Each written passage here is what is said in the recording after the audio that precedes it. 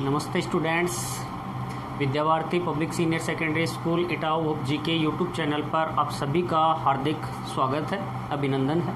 Dear students, हमने पिछला जो चैप्टर पढ़ा वो था पादपों में खनिज पोषण।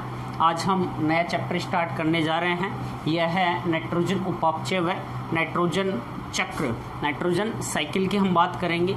या हम ये समझें कि जो प्लांट्स हैं वह उपापचयी जो क्रियाएं होती हैं, मेटाबॉलिक जो रिएक्शंस होती हैं प्लांट्स के अंतर्गत, उन उपापचय क्रियाओं में नाइट्रोजन जो है इसका क्या रोल है, किस प्रकार से जो प्लांट्स होते हैं वो नाइट्रोजन जो है उसको क्या करते हैं, ग्रहण करते हैं। हमने बात की कार्बन, हाइड्रोजन, ऑक्सीजन, ये वृहद पोषक तत्वों में आते हैं। इसके अलावा नाइट्रोजन जो है चौथा वृहद पोषक तत्व है और यह पादपों के लिए अति आवश्यक है, क्रांतिक तत्वों की श्रेणी के अंतर्गत आता है। और नाइट्रोजन की कमी के कारण पादपों में कुछ अपर्याप्तता के जो लक्षण हैं वो प्रकट होते हैं।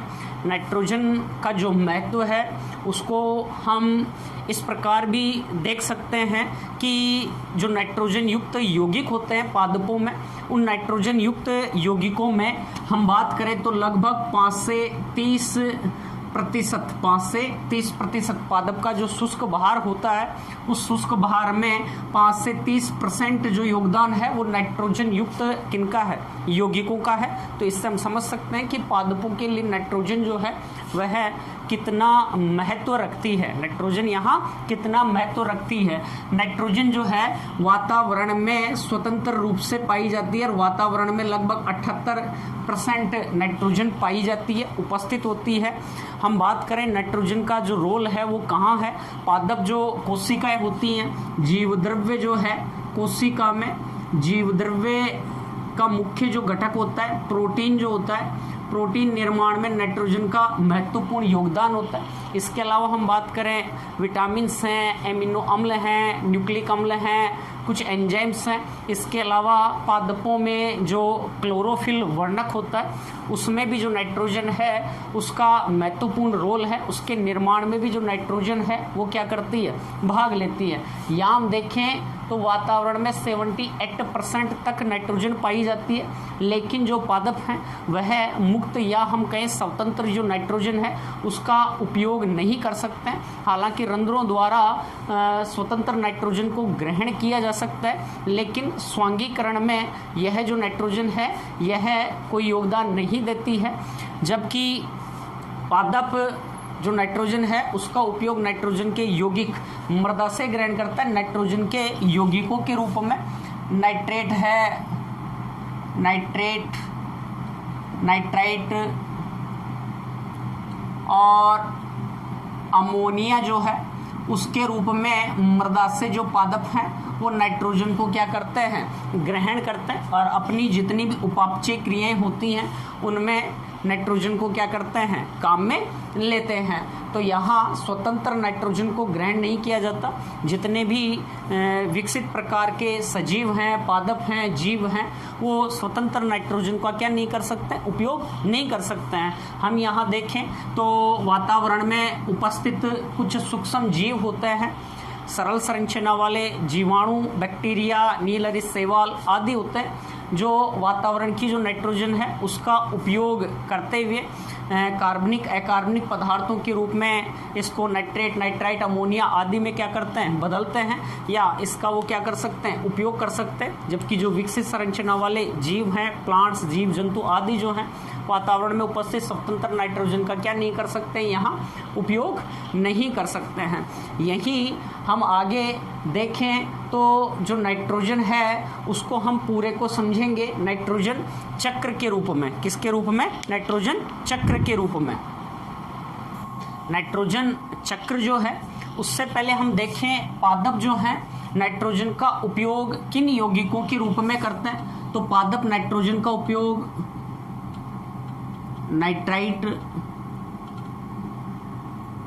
नाइट्रेट, इसके अलावा अमोनिया युक्त यौगिक तथा नाइट्रोजन युक्त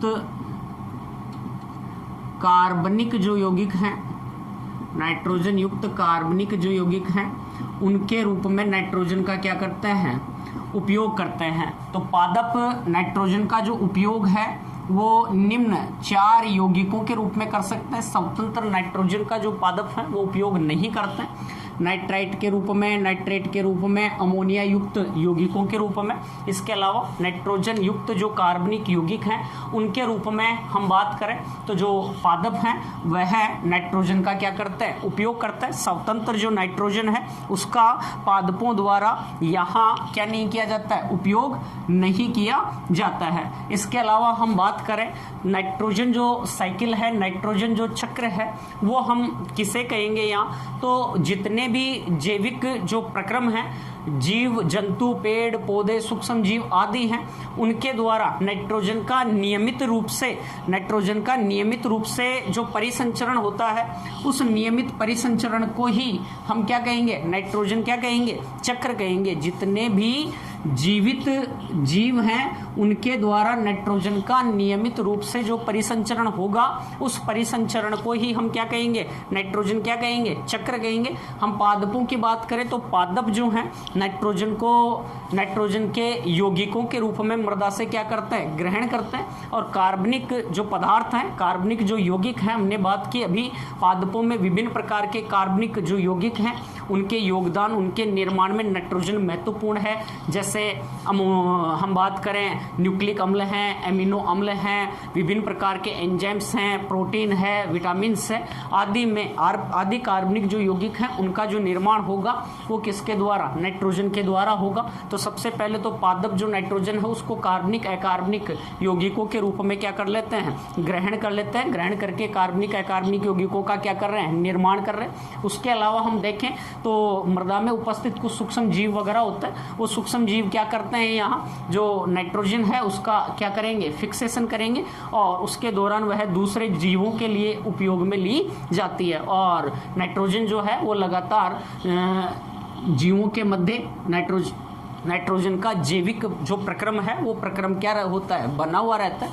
उसी को हम क्या कहेंगे, नाइट्रोजन क्या कहेंगे, चक्र कहेंगे। नाइट्रोजन साइकिल को हमें पूरा समझना है, तो उसको समझने के लिए हम निम्न 4 चरणों की बात करेंगे। अर्थात पूरे नाइट्रोजन चक्र को निम्न 4 चरणों के द्वारा क्या किया जा सकता है, समझा जा सकता है। जिसमें पहला आता है नाइट्रोजन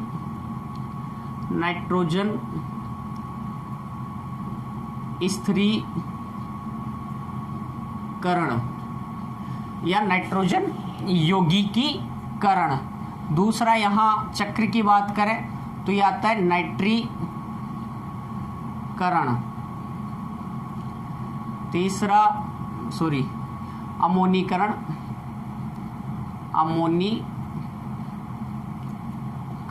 अमोनिफिकेशन। नेक्स्ट आता है नाइट्रीकरण, नाइट्रिफिकेशन। और चौथा आता है विनाइट्रीकरण, डीनाइट्रिफिकेशन। जो नाइट्रोजन चक्र है, नाइट्रोजन साइकिल है, उस नाइट्रोजन चक्र का अध्ययन हम निम्न 4 चरणों में कर सकते हैं। जिसमें पहला जो चरण है उसकी हम बात करें तो पहला जो चरण है वो आता है नाइट्रोजन स्थिरीकरण। दूसरा चरण की हम बात करें तो दूसरा जो चरण है वो आता है अमोनीकरण, अमोनिफिकेशन। तीसरा जो चरण है नाइट्रीकरण, नाइट्रिफिकेशन। और चौथा चरण की हम बात करें तो वो आता है विनाइट्रीकरण या डीनाइट्रिफिकेशन। तो इन सभी के द्वारा हम नाइट्रोजन चक्र की क्या करेंगे, बात करेंगे। सबसे पहले आज हमारा जो टॉपिक है वो आता है नाइट्रोजन स्थिरीकरण या नाइट्रोजन यौगिकीकरण। नाइट्रोजन जो फिक्सेशन है वो किसे कहेंगे। तो नाइट्रोजन स्थिरीकरण में यह है कि पादप स्वतंत्र नाइट्रोजन का क्या नहीं कर पा रहे, उपयोग नहीं कर पा रहे। तो विभिन्न प्रकार के जैविक और अजैविक जितनी भी क्रियाएं होती हैं उनके द्वारा नाइट्रोजन को नाइट्रोजन के किन में बदलना, यौगिकों में बदलना, क्या कहलाएगा, नाइट्रोजन स्थिरीकरण या नाइट्रोजन यौगिकीकरण। स्वतंत्र जो नाइट्रोजन है उस स्वतंत्र नाइट्रोजन को नाइट्रोजन के किन में बदलना, यौगिकों में बदलना, ताकि जो प्लांट्स हैं वो नाइट्रोजन का क्या कर सके, उपयोग कर सके। यौगिकों से मतलब है नाइट्रोजन को नाइट्रेट, नाइट्राइट और अमोनिया में क्या होना, बदलना, अमोनिया में चेंज करना। NO2 minus nitrite, NO3 minus nitrate और NH4 अमोनिया में क्या होना, बदलना, क्या कहलाएगा, नाइट्रोजन स्थिरीकरण या नाइट्रोजन यौगिकीकरण या नाइट्रोजन क्या कहलाएगा, फिक्सेशन कहलाएगा। तो सबसे पहले हम नाइट्रोजन फिक्सेशन की बात करें तो ये जो नाइट्रोजन फिक्सेशन की जो क्रिया होगी वो किस प्रकार से संपन्न होती है, इसको हम एक चार्ट के द्वारा समझेंगे। नाइट्रोजन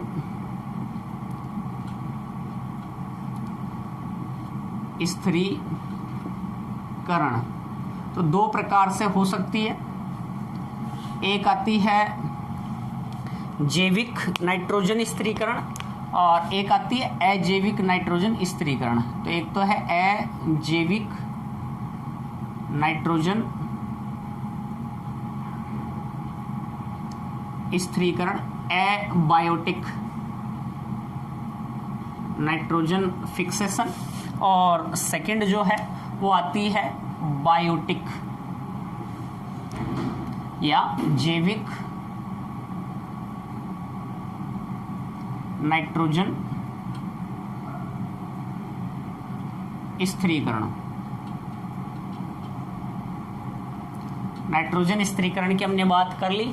अजैविक से मतलब है यहाँ बिना किसी जीव के वायुमंडल में जो मुक्त नाइट्रोजन है उसको पर्यावरण या वातावरणीय जो कारक हैं उनके द्वारा स्वतः या कृत्रिम रूप से बिना किसी जीव के द्वारा उसको नाइट्रोजन के किस में बदलना, यौगिकों में बदलना, क्या कहलाएगा, अजैविक नाइट्रोजन स्थिरीकरण। यहाँ मृदा में बहुत सारे सूक्ष्म जीव पाए जाते हैं जो स्वतंत्र हो सकते हैं या क्या हो सकते हैं, सहजीवी संबंध बनाए हुए हो सकते हैं पादपों के साथ।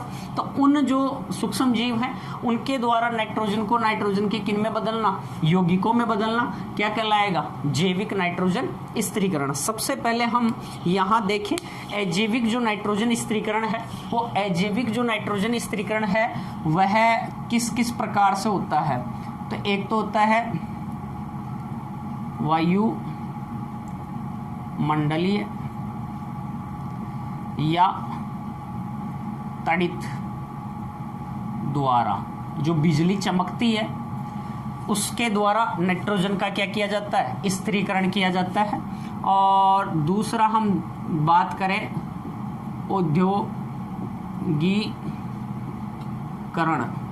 औद्योगिक जो इकाइयां हैं उनके द्वारा भी नाइट्रोजन का क्या किया जाता है, यौगिकीकरण किया जाता है या स्थिरीकरण किया जाता है। जहां हम बात करें जैसे यूरिया है, यूरिया में अमोनिया की क्या पाई जाती है, मात्रा पाई जाती है, तो वो अमोनिया प्रेजेंट होता है, यूरिया के अंतर्गत नाइट्रोजन की जो मात्रा है वो पाई जाती है। औद्योगिक इकाइयों द्वारा रासायनिक उर्वरकों का निर्माण किया जाता है जिनमें नाइट्रोजन क्या होती है, प्रेजेंट होती है। इसके हम बात करेंगे अभी। वायुमंडलीय या तड़ित द्वारा जो नाइट्रोजन स्थिरीकरण होता है उसकी अभी हम बात करेंगे।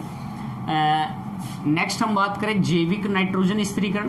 तो जैविक नाइट्रोजन स्थिरीकरण में यह है कि मृदा में उपस्थित क्या होते हैं, सूक्ष्म जीव होते हैं।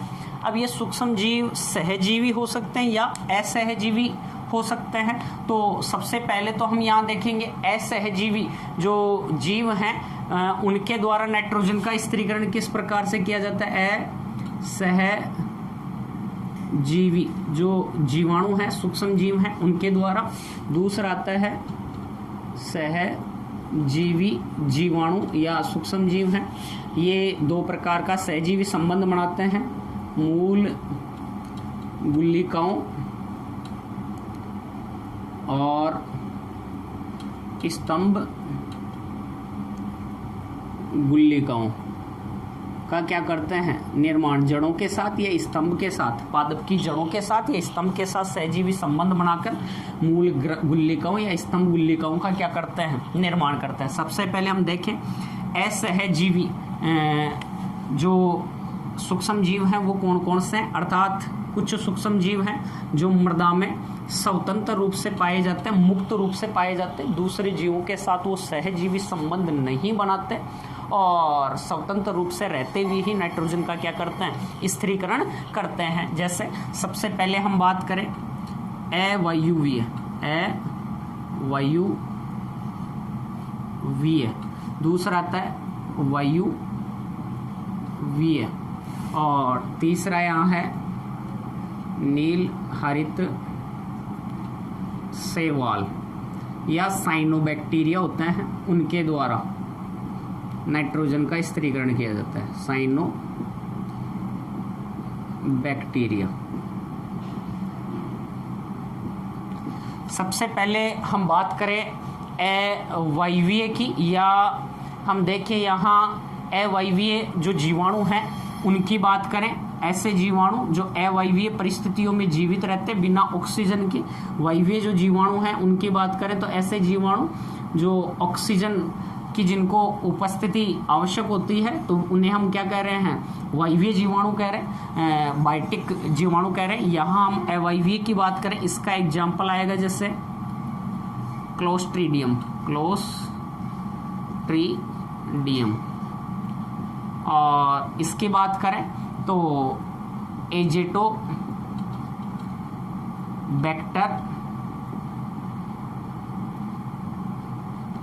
जो जीवाणु है वो वायवीय जीवाणु है। नील हरित शैवालों की बात करें तो जैसे नोस्टोक है और एनाबिना है, नोस्टोक और एनाबिना, ये भी नाइट्रोजन का क्या करते हैं स्थिरीकरण करते हैं। तो यहाँ वायवीय जो जीवाणु हैं उसके अंतर्गत आएगा कौन एजेटोबैक्टर, और अवायवीय के अंतर्गत आ रहा है कौन क्लोस्ट्रीडियम। और नील हरित शैवालों की बात करें तो इसके एग्जाम्पल हैं नोस्टोक और एनाबिना।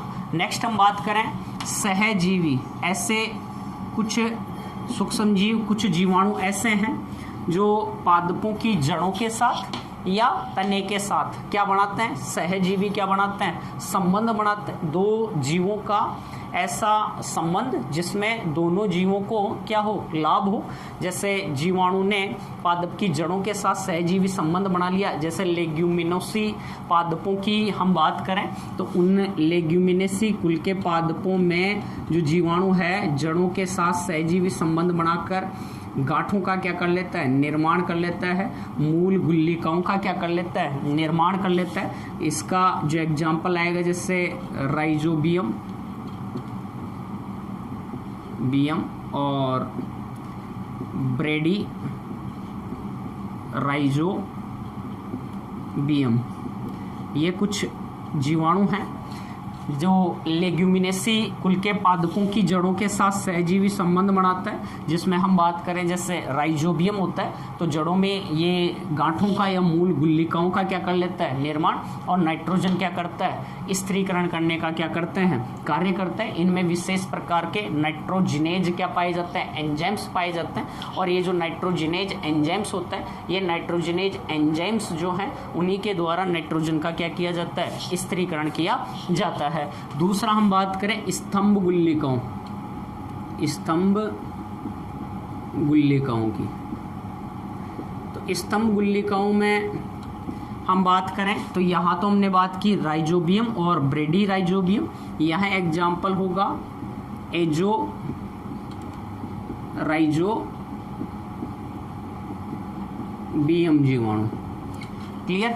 तो फिलहाल तो आप इनको ध्यान रखो, इन सब की अभी हम विस्तृत बात करेंगे। सबसे पहले हम अपना टॉपिक यहाँ से स्टार्ट करेंगे। अजैविक जो नाइट्रोजन स्थिरीकरण है वो किस प्रकार से होता है, अर्थात जो बिजली चमकती है उस बिजली चमकने की क्रिया के दौरान किस प्रकार से नाइट्रोजन का जो स्थिरीकरण है, नाइट्रोजन का जो फिक्सेशन है वो होता है। तो सबसे पहला हमारा अजैविक में आता है तड़ित द्वारा नाइट्रोजन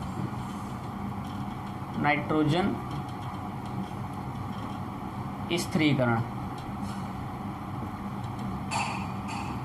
इसका एक बार आप स्क्रीन शॉट ले लेना ताकि इसके एग्जाम्पल याद रहें।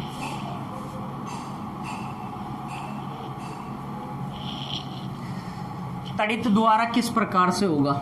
देखो, नाइट्रोजन जो है उसके दो जो परमाणु हैं त्रिसंयोजी आबंध द्वारा दृढ़ता से क्या होता है, जुड़े हुए होते हैं और इस अवस्था में ये निष्क्रिय है। इसका जो यूज है वो पादप नहीं कर सकते हैं और इसका यहाँ स्थिरीकरण किया जाएगा। अब किस प्रकार से होगा? तो ये जो नाइट्रोजन होती है, यह नाइट्रोजन क्या करती है, ऑक्सीजन से क्रिया करती है। जब बिजली चमकती है तड़ित और पराबैंगनी किरणों के प्रभाव में जो नाइट्रोजन है वो ऑक्सीजन से क्या करती है, क्रिया करती है और नाइट्रिक ऑक्साइड का क्या करती है, निर्माण करती है। नाइट्रिक ऑक्साइड बना लेती है। क्या बना लेती है? Nitric oxide. तो सबसे पहले यहाँ किसका निर्माण कर लिया इसने? नाइट्रिक ऑक्साइड का क्या कर लिया, निर्माण। अब अधिक O2 की प्रेजेंस में जो नाइट्रिक ऑक्साइड है, ये नाइट्रिक ऑक्साइड पुनः ऑक्सीजन से क्रिया करेगा और पुनः ऑक्सीजन से क्रिया करके नाइट्रोजन डाइऑक्साइड क्या बना लेगा, नाइट्रोजन डाइऑक्साइड। क्या बना लिया इसने? नाइट्रोजन डाइऑक्साइड का क्या कर लिया, निर्माण कर लिया। तो नाइट्रोजन डाइऑक्साइड का क्या हो गया, निर्माण। अब जो नाइट्रोजन डाइऑक्साइड है, यह नाइट्रोजन डाइऑक्साइड किसके साथ, जल के साथ क्रिया करती है और HNO2 नाइट्राइट और HNO3 नाइट्रेट का क्या कर लेती है, निर्माण कर लेती है। नाइट्राइट और किसका निर्माण कर लिया इसने, नाइट्रेट का क्या कर लिया, निर्माण कर लिया। नाइट्राइट और नाइट्रेट, जो नाइट्राइट और नाइट्रेट है वो वर्षा जल के साथ अम्लीय वर्षा के रूप में कहाँ आ जाते हैं, मृदा में आ जाते हैं और मृदा में क्षारीय जो पदार्थ हैं उनकी उपस्थिति में, जैसे HNO2 है, क्षारीय पदार्थों की उपस्थिति में इसका विघटन होगा और क्षारीय पदार्थों से क्रिया करके H+ और NO2- मतलब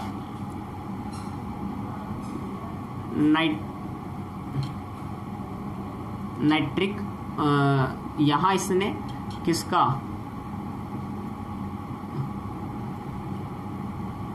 नाइट्राइट, सॉरी यहाँ नाइट्रस अम्ल है, यहाँ नाइट्रस अम्ल और नाइट्रिक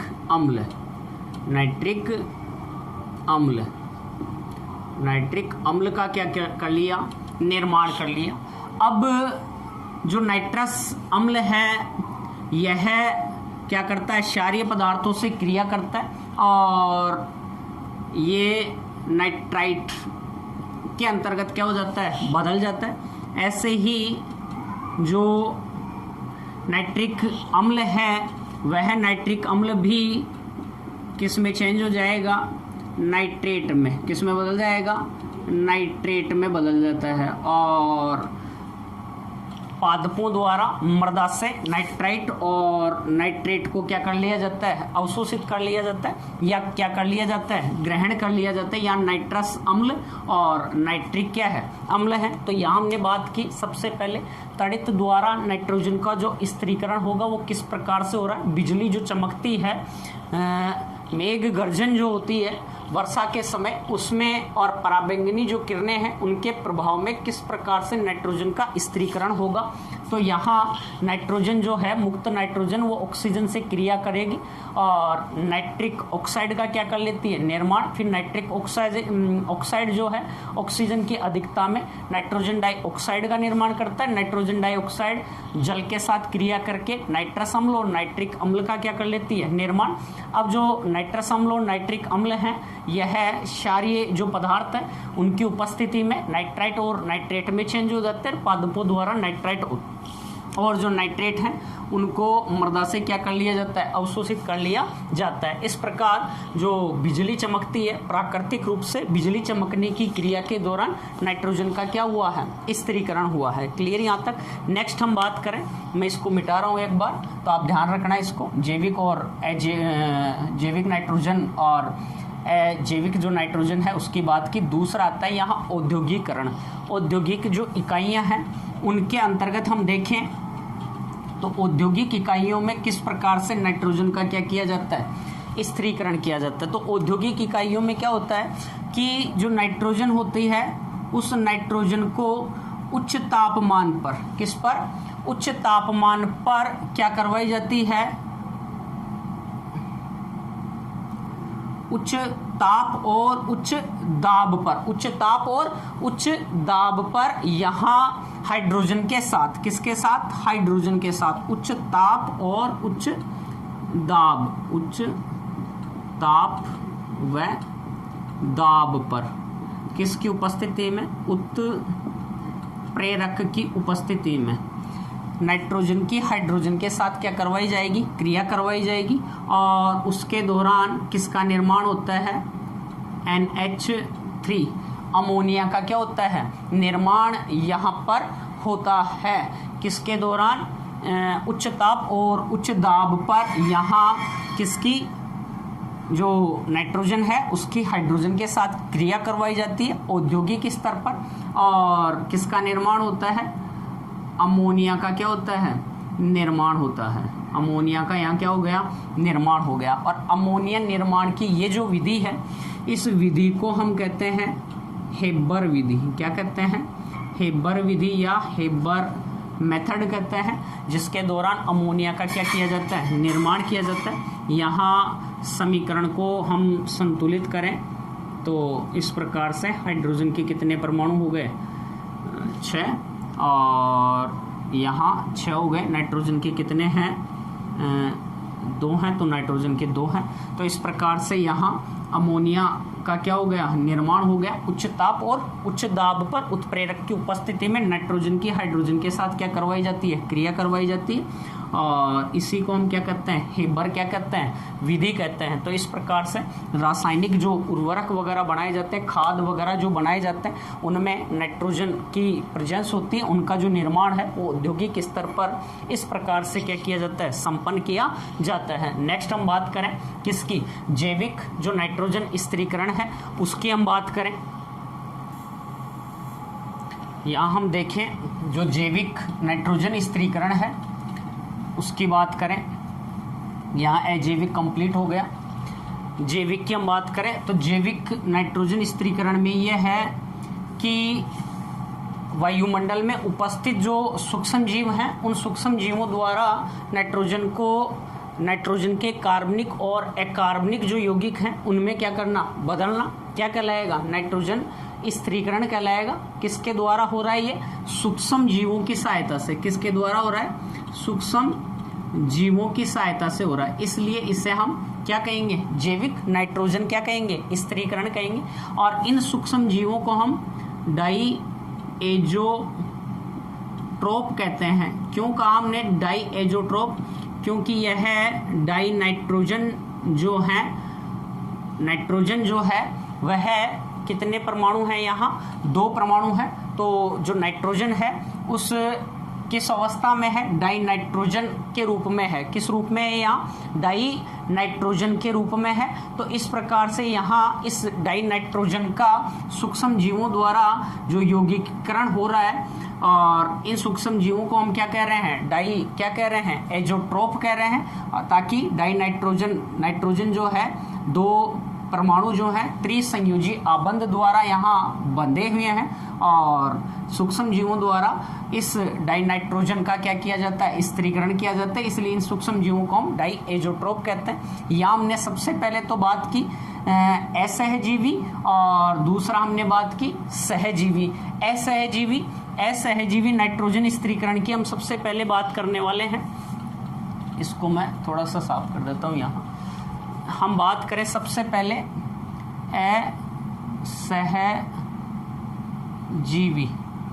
असहजीवी नाइट्रोजन स्थिरीकरण की हम बात करें तो मृदा में या वायुमंडल में स्वतंत्र रूप से जो सूक्ष्म जीव पाए जाते हैं उन मुक्त रूप से पाए जाने वाले सूक्ष्म जीवों द्वारा ही नाइट्रोजन का क्या करना, स्थिरीकरण करना, नाइट्रोजन को नाइट्रोजन के यौगिकों में बदलना, असहजीवी नाइट्रोजन स्थिरीकरण कहलाएगा। और यह जो हमने बात की यहाँ असहजीवी नाइट्रोजन की, तो ये जो जीवाणु है ये एक तो हमने बात की वायुवीय, किसकी बात की, वायुवीय जीवाणु की बात की। दूसरी हमने बात की वायुवीय जीवाणुओं द्वारा नाइट्रोजन का स्थिरीकरण किया जाता है। और तीसरा हमने बात की नील हरित जो शैवाल हैं, साइनोबैक्टीरिया जो हैं उनके द्वारा, साइनोबैक्टीरिया जो हैं उनके द्वारा नाइट्रोजन का क्या किया जाता है, यहाँ स्थिरीकरण किया जाता है। सबसे पहले हम यहाँ बात करें किसकी, वायुवीय किनकी, जीवाणुओं की। तो वायुवीय जीवाणुओं की हमने अभी बात की, तो इसके अंतर्गत आता है एजोबैक्टर और एजोमोनास। कौन कौन आ रहा है, एजेटो बैक्टर और एजोमोनास। कुछ ऐसे वायुवीय जीवाणु हैं जो स्वतंत्र रूप से रहते हुए नाइट्रोजन का क्या करते हैं, स्थिरीकरण। अवायुवीय में हमने बात की किसकी, क्लोस्ट्रीडियम की। किसकी बात की, क्लोस्ट्रीडियम जो जीवाणु है ये अवायुवीय जीवाणु है और ये नाइट्रोजन का स्थिरीकरण करता है। इसके अलावा कुछ प्रकाश संश्लेषी जीवाणु होते हैं जैसे क्लोरोबियम, इसके द्वारा भी नाइट्रोजन का क्या किया जाता है, स्थिरीकरण। इसके द्वारा कुछ कवक, इष्ट आदि के द्वारा भी नाइट्रोजन का स्थिरीकरण किया जाता है। नील हरित शैवाल साइनोबैक्टीरिया में हमने बात की किसकी, नोस्टोक और एनाबीना की बात की, नोस्टोक और एनाबीना की हमने क्या की है, बात की है। अब जितने भी ये सूक्ष्म जीव होते हैं ये यहाँ हम बात करें मेनली नोस्टोक एनाबीना की बात करें तो नोस्टोक में कुछ विशेष प्रकार की कोशिकाएं होती हैं जिन्हें हिट्रोसिस्ट कोशिकाएं कहते हैं। हिट्रोसिस्ट क्या कहते हैं, कोशिकाएं। और ये हिट्रोसिस्ट जो कोशिकाएं हैं नाइट्रोजन का स्थिरीकरण करने में सहायक होती हैं। और मोलिब्डेनम जो सूक्ष्म तत्व होता है, पोषक तत्व होता है, उस खनिज पोषक तत्व की उपस्थिति में ये जो सूक्ष्म जीव हैं ये सूक्ष्म जीव नाइट्रोजन का क्या करते हैं, स्थिरीकरण करते हैं। तो मोलिब्डेनम की इनको आवश्यकता पड़ती है, इनकी किसके लिए, सक्रियता के लिए। तो ये सबके सब क्या है, असहजीवी। ये पादपों के साथ कोई सहजीवी संबंध स्थापित नहीं करते और स्वतंत्र रूप से रहते हुए नाइट्रोजन का क्या करते हैं, स्थिरीकरण करते हैं। दूसरा हमने बात की है सहजीवी। तो सहजीवी में सबसे पहले तो हम बात करें सहजीवी का मतलब क्या है, अभी बात की थी आपने कि किस जो जीवाणु हैं या हम बात करें सूक्ष्म जीव हैं वो पादपों के साथ सहजीवी क्या बनाते हैं, संबंध, जिसमें पादप को भी लाभ होता है तो जीवाणु को भी क्या होता है, लाभ होता है। और ये संबंध दो प्रकार का है, यहाँ मूल गुल्लिकाओं या मूल ग्रंथिकाओं और स्तंभ ग्रंथिकाओं का क्या किया जाता है, निर्माण। जैसे लेग्यूमिनेसी कुल के पादपों की जड़ों के साथ कौन, राइजोबियम और ब्रेडी राइजोबियम, इनकी जड़ों के साथ क्या बनाता है, सहजीवी संबंध बनाता है, गांठों का निर्माण कर लेता है, मूल ग्रंथिकाओं का क्या कर लेता है, निर्माण। और ये जीवाणु वहां रहते हुए मृदा की जो नाइट्रोजन है, मृदा में जो नाइट्रोजन है स्वतंत्र नाइट्रोजन, उस नाइट्रोजन को नाइट्रोजन की यौगिकों में बदलते हैं ताकि पादप को ज्यादा से ज्यादा नाइट्रोजन मिल सके। इसके अलावा जीवाणुओं को रहने के लिए क्या मिल जाती है, जगह मिल जाती है, और जीवाणुओं को क्या मिल जाता है, पादप से पोषण मिल जाता है। तो दोनों को लाभ होता है, पादप को तो यहाँ क्या हो रहा है, नाइट्रोजन की पूर्ति हो जाती है, और जीवाणु को रहने के लिए जगह और क्या मिल जाता है, पोषण मिल जाता है। दूसरी हम बात करें यहाँ स्तंभ जो गुल्लिकाएं हैं, लेग्यूमिनेसी कुल के पादपों की ही हम बात करें तो जैसे एजोराइजोबियम जीवाणु है। ये एजोराइजोबियम जो जीवाणु है लेग्यूमिनेसी कुल का पादप होता है यहाँ, और वो जो पादप है वो है सेसबेनिया। कौन सा प्लांट होता है? सेसबेनिया। सेसबेनिया जो प्लांट है, उस सेसबेनिया जो प्लांट है उसके स्तंभ के साथ ये जो जीवाणु है ये स्तंभ ग्रंथियां या स्तंभ गुल्लिकाओं का क्या करते हैं? निर्माण करते हैं, और नाइट्रोजन का क्या करते हैं? स्थिरीकरण करते हैं। इसके अलावा भी हम देखें तो कुछ जो जीवाणु हैं वो अन्य पादपों के साथ सहजीवी संबंध बनाते हैं। जैसे यहाँ एलिगेमिनेसी कुल का पादप होता है एलनस। कौन सा होता है? एलनस। लेग्यूमिनेसी कुल का पादप होता है कौन सा? एलनस। इस एलनस पादप की जो जड़ें हैं, इन जड़ों के साथ फ्रेंकिया। कौन सा? फ्रेंकिया जो सूक्ष्म जीव है वो फ्रेंकिया जो सूक्ष्म जीव है, ये फ्रेंकिया सूक्ष्म जीव किनके साथ? लेग्यूमिनेसी कुल का पादप है कौन सा? एलनस। एलनस की जड़ों के साथ क्या बना लेता है? सहजीवी क्या बनाता है? संबंध बनाता है, और नाइट्रोजन का क्या करता है? स्थिरीकरण करता है। इसके अलावा हम बात करें तो जैसे यहाँ आता है एक प्लांट है एजोला। कौन सा है? एजोला है।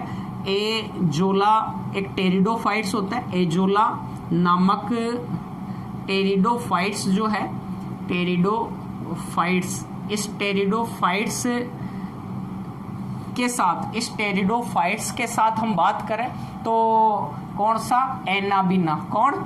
एनाबीना जो नील अरिसेवाल है, एनाबीना नील अरिसेवाल एजोला नामक टेरिडोफाइट्स के साथ फर्न है एक, इसके साथ सहजीवी संबंध बनाता है, और सहजीवी संबंध बनाकर नाइट्रोजन का क्या करता है? स्थिरीकरण करने का क्या करता है? कार्य करता है। तो यहाँ हमने बात की अजैविक नाइट्रोजन स्थिरीकरण और जैविक नाइट्रोजन स्थिरीकरण की। किस प्रकार से जैविक और अजैविक जो नाइट्रोजन स्थिरीकरण है वो होता है मूल ग्रंथिकाओं, स्तंभ ग्रंथिकाओं, आगे हम बात करेंगे मूल जो ग्रंथिकाएं हैं, गुल्लिकाएं हैं, उनका जो फॉर्मेशन है, उनका जो निर्माण है वो किस प्रकार से होता है। तो हमने आज बात की नाइट्रोजन चक्र के अंतर्गत, नाइट्रोजन चक्र के जो चरण थे उनमें हमने बात की है नाइट्रोजन स्थिरीकरण, अमोनीकरण, नाइट्रीकरण, विनाइट्रीकरण। तो केवल और केवल हमने बात की है नाइट्रोजन किसकी? स्थिरीकरण की बात की है। आगे हम बात करेंगे मूल गुल्लिकाओं का आदि का जो निर्माण है वो किस प्रकार से होगा, फिर हम इन चरणों को समझेंगे, अमोनीकरण, नाइट्रीकरण, विनाइट्रीकरण को। तो क्लियर? थैंक्स सभी को, धन्यवाद, जय हिंद।